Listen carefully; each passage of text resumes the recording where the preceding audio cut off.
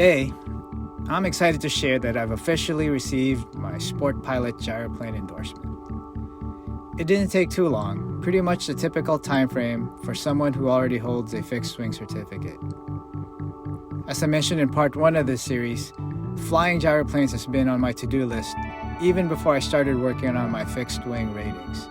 Now, I can finally check it off. To give you some context, I currently work as a full-time flight instructor.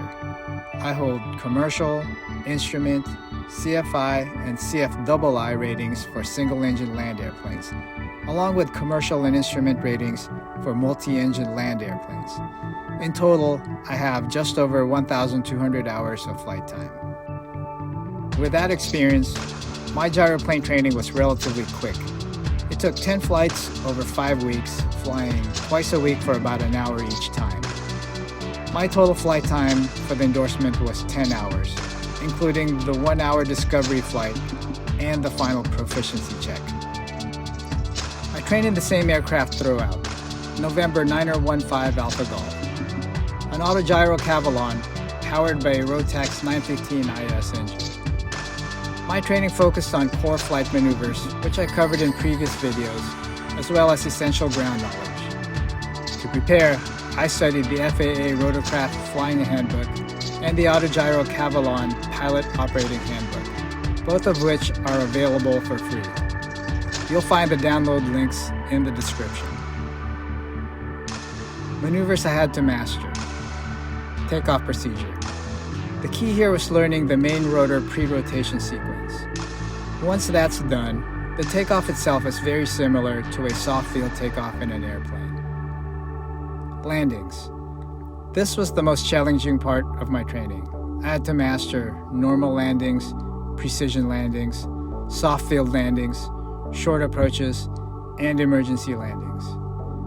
What made landings tricky was the different sight picture, approach speeds, and glide ratios compared to airplanes. But once I got used to these differences, everything started to come together. Ground reference maneuvers. These included turns around a point and S-turns along a road. I found these to be the easiest because they are very similar to how you'd perform them in an airplane, except they can be done in a much smaller area. Steep turns. Another relatively easy maneuver, just like in an airplane. Vertical descent, power on and power off. This is somewhat analogous to stalls in an airplane. While gyroplanes don't stall, the process is similar. Slow the aircraft way down, recover by pitching the nose down and adding power to regain airspeed. Slow flight, also very similar to airplane handling. Fundamentals. Of course, no training would be complete without mastering the basics, like maintaining heading and altitude, turns, climbs, and descents. Maintaining altitude was surprisingly tricky at first because the sight picture was different from what I was used to. But after some practice, it became second nature. And finally, runway garbage cleanup. Just kidding, that's not part of the official training. But if you've seen one of my other videos in this playlist, you'll know what I'm talking about. Now that I have my endorsement, I can act as pilot in command in a gyroplane. However, there are some limitations compared to my other certificates. These include, I can't carry more than one passenger, not that most gyroplanes can anyway. I can't fly at night, unless I get a separate night flying endorsement. I can't fly for compensation or hire, and there are a few other restrictions, which I've listed in the description. By the way, if you're interested in earning a Sport Pilot Gyroplane certificate from scratch, here are the basic minimum requirements. At least 15 hours of flight training, at least 5 hours of solo flight time, a total of 20 hours of flight time, plus some other requirements also listed in the description. So, what's next for me?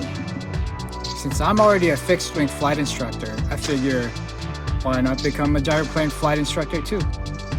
These things are just too much fun to fly. I'm not entirely sure what the training process involves yet, but I do know one thing. I'll need to get comfortable flying from the left seat. That's a wrap for this video and this series. Thanks for watching, and I'll see you in the next one.